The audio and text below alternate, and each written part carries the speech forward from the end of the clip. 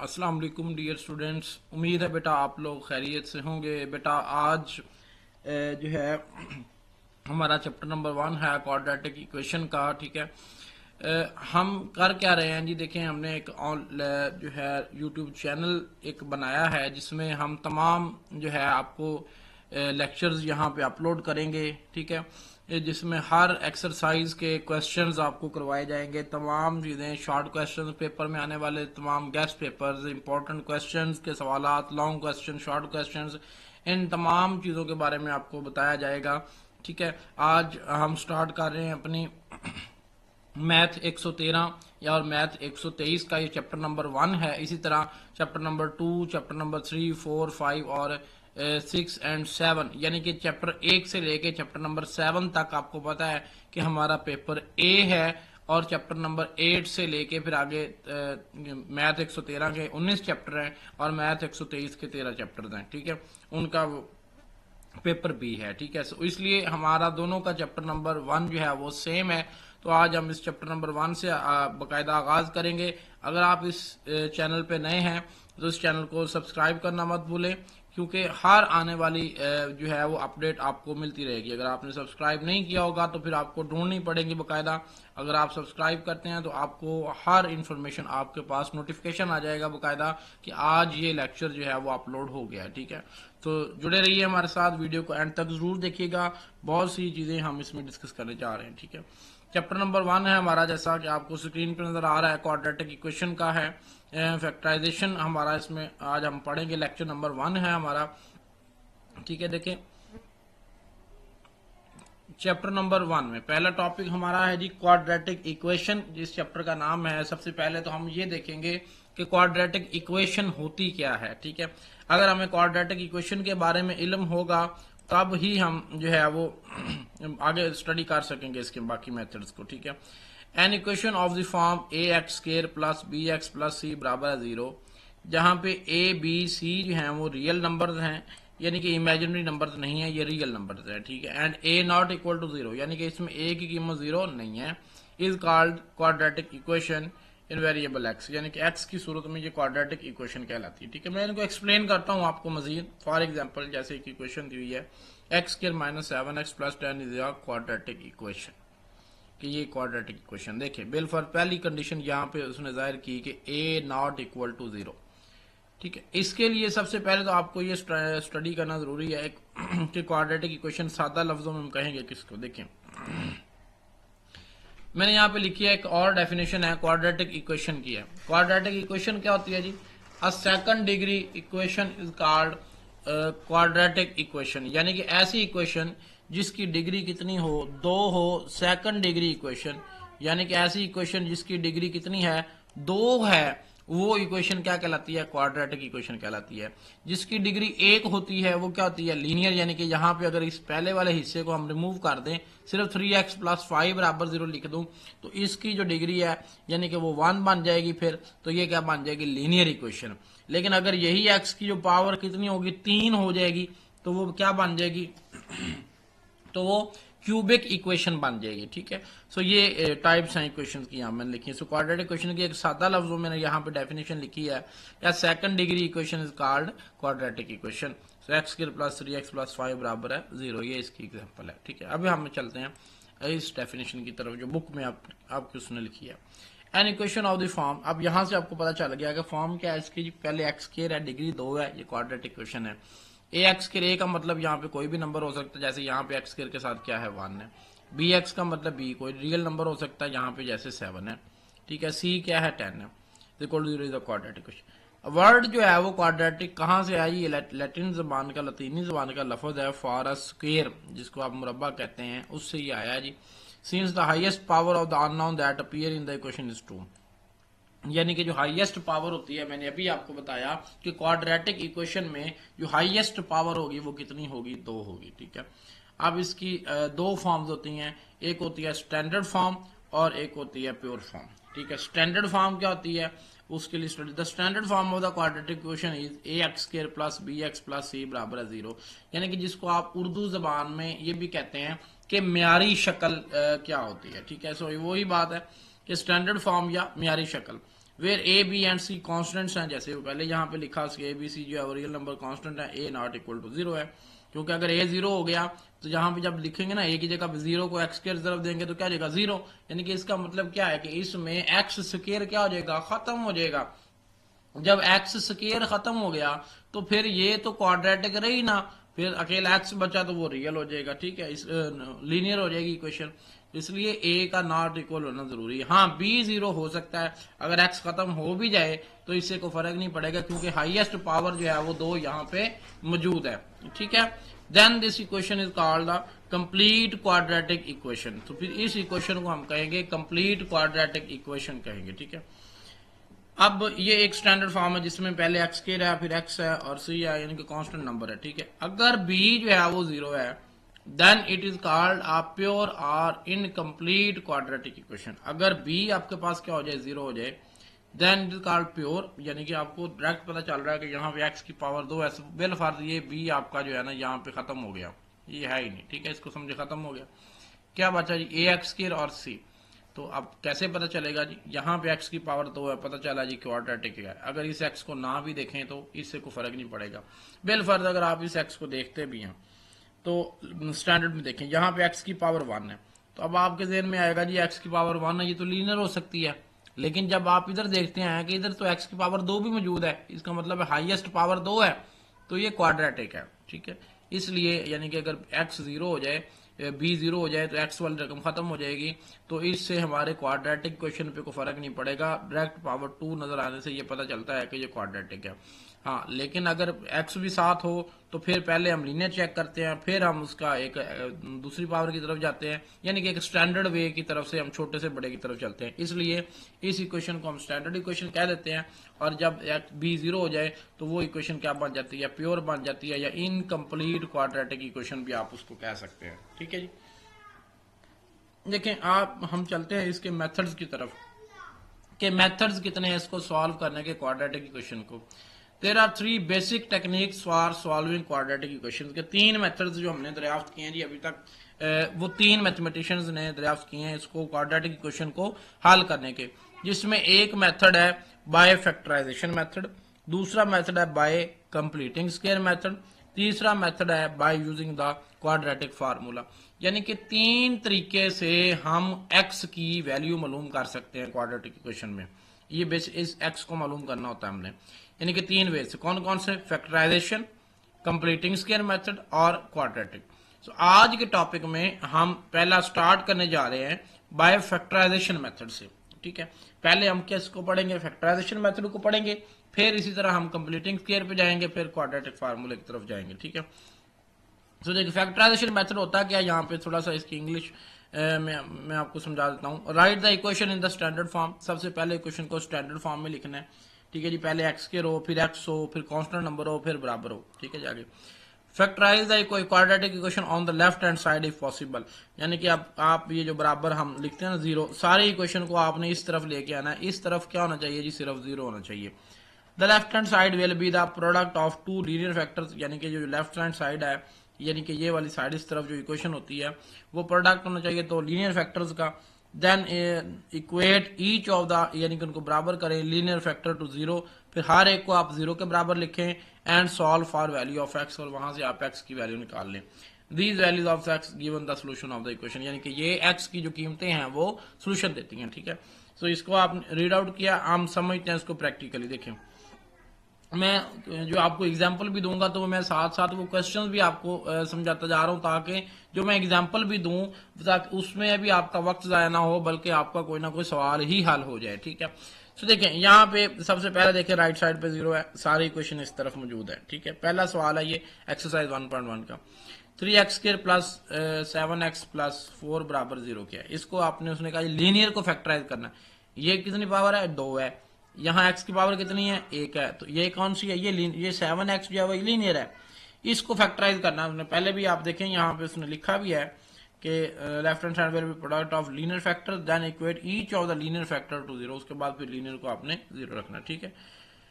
अब हम क्या करेंगे, देखें आप देखें, आपने सबसे पहले चेक करें एक्स स्क्वायर के साथ कौन सा नंबर है, 3 है, इसको उस नंबर से जरा देना है आपने जिसके साथ एक्स नहीं है। 3 को किस तरफ दें आप 4 से, कितना जवाब आएगा 12, ठीक है 12 आंसर आया। अब इसका अब आप ये चेक करें कि ये जो 12 है ये प्लस का है या माइनस का है। सबसे पहले आपने ये देखना है, जमा 4 है जमा 3, तो जमा 3 जमा 4 कितना जरब देंगे तो कितना होगा 12 जमा का। अब जमा का 12 आ गया जी। अब ऐसे दो फैक्टर आपने ढूंढने हैं, जोड़े बनाने हैं, जिनको जरब दें तो 12 बने, जमा करें तो 7 बने। अब मेरे नजदीक 6 2 बार 12 भी होता है, 6 को आप 2 से जरब देंगे 12 होगा, लेकिन 6 में 2 को जमा करेंगे तो 8 होता है, 7 नहीं होता, ठीक है। सो आप भी, आपके ज़हन में भी यही आ रहे हैं, मेरे ज़हन में भी यही आ रहे हैं कि जी 4 को आप 3 से जरब दे दें। अब ये सवाल चेक करना है कि जमा के होंगे या माइनस के होंगे। देखिए क्योंकि -4 को अगर आप इसको बिलफर्ज में -4 कर देता हूँ, इसको मैं -3 कर देता हूँ, माइनस को माइनस की तरफ देंगे तो क्या हो जाएगा जमा 12, 4 3 बार 12, लेकिन -4 और -3 कितना होगा -7 होगा जमा करने से।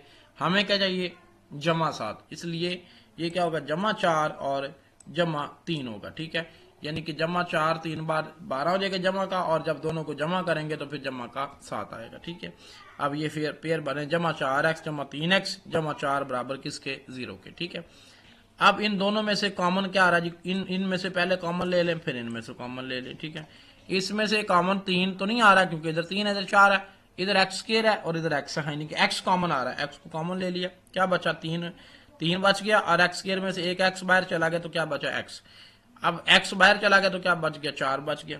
फिर इस तरह इन दोनों में से क्या कॉमन आ रहा है जी 1 कॉमन आएगा तो क्या बचेगा 3x + 4 बराबर किसके आएगा 0 के। अब ये भी 3x + 4 है, ये भी 3x + 4 है, दोनों में से फिर क्या कॉमन ले लिया आप 3x + 4 को फिर कॉमन ले लें, ठीक है। फिर यहां से क्या बचेगा x, फिर इधर से क्या बचेगा +1, सो ये +1 लिखा। अब उसने मेथड में बताया था कि then equate each of the linear factor to 0 and solve for the value of x। अब हम क्या करेंगे हर एक को जो है वो पहले इसको 0 लिख लेंगे फिर इसको 0 लिखेंगे, ठीक है। 3x + 4 बराबर 0, फिर x + 1 बराबर 0, x बराबर किसके आएगा जमा 1 इधर क्या हो जाएगा -1, जमा 4 है तो इधर क्या हो जाएगा -4 हो जाएगा, ठीक है।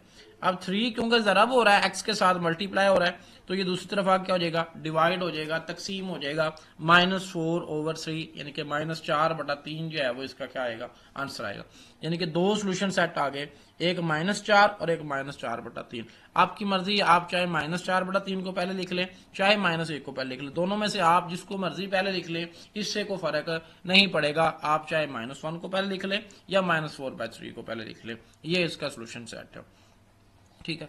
इसका देखें जी नेक्स्ट क्वेश्चन है x² -3x जमा 2x है, इधर -6 है।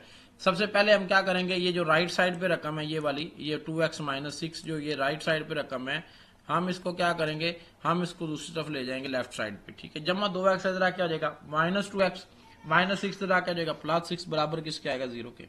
अब चेक करते हैं कि इसके फैक्टर बनाने की जरूरत है या नहीं है। देखिए -3x और -2x है, ये वाला -3 और -2 कितना हो जाएगा -5x।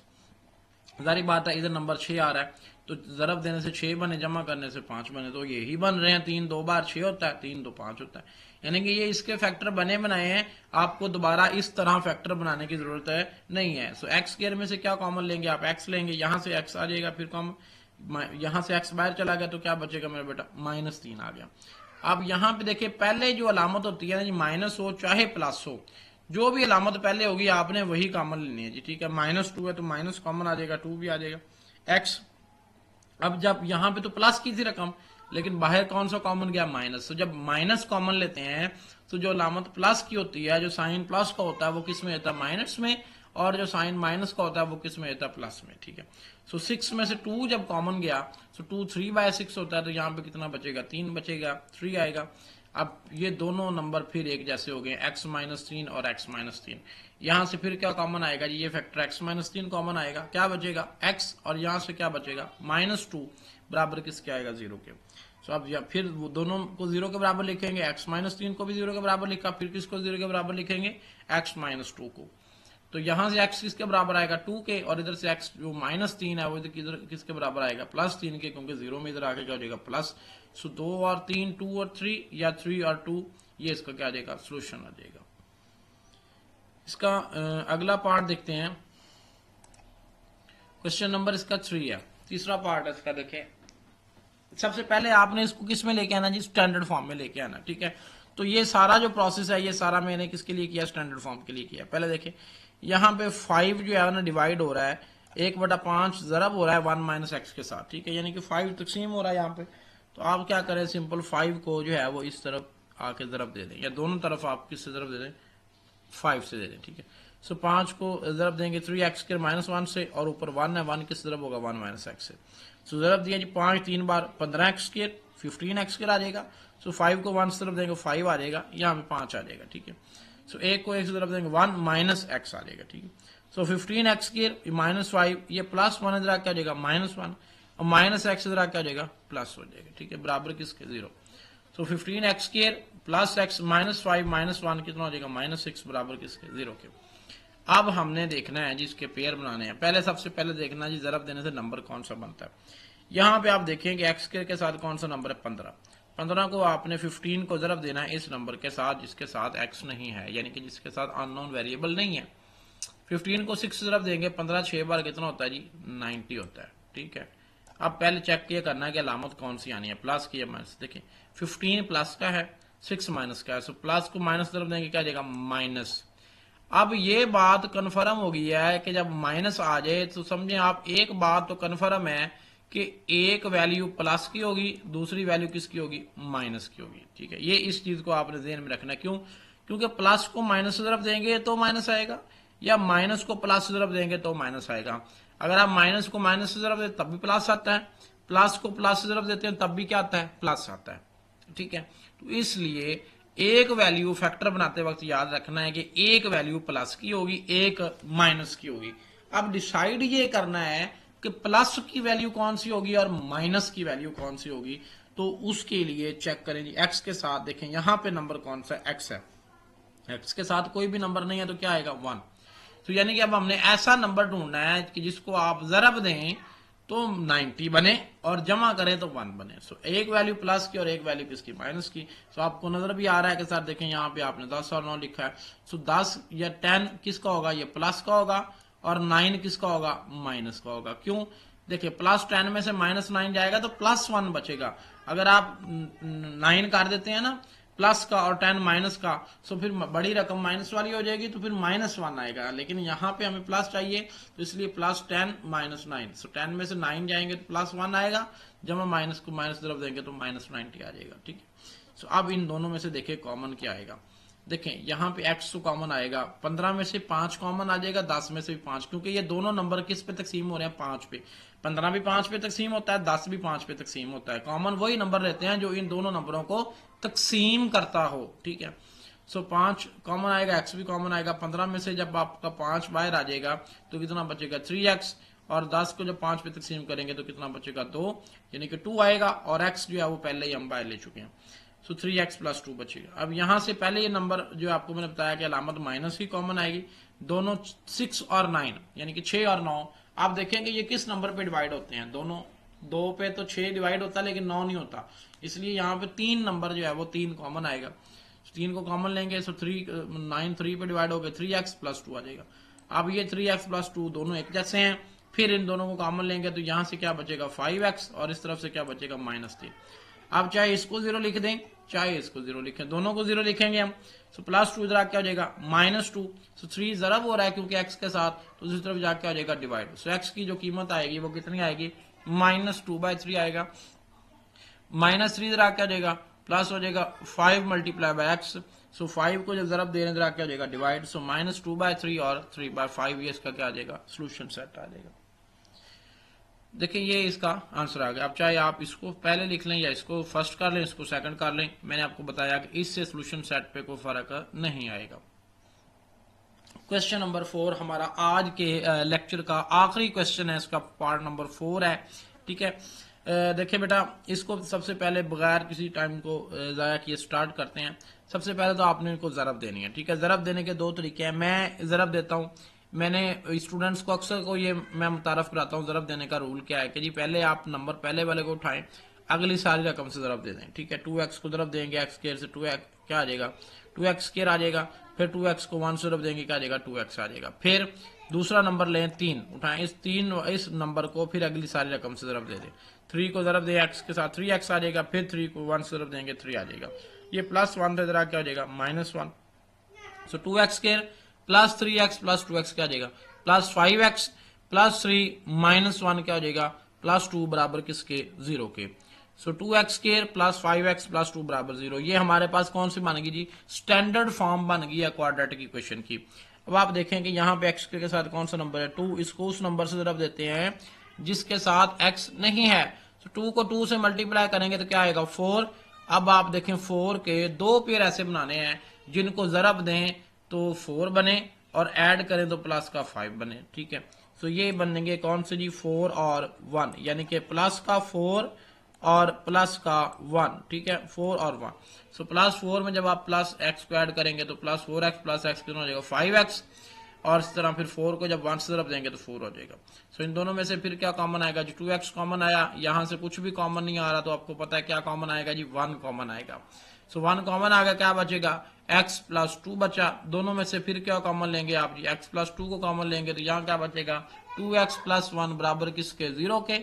अब या तो आप x प्लस 2 को बराबर 0 लिख लें या फिर 2x प्लस 1 को बराबर 0 लिखेंगे।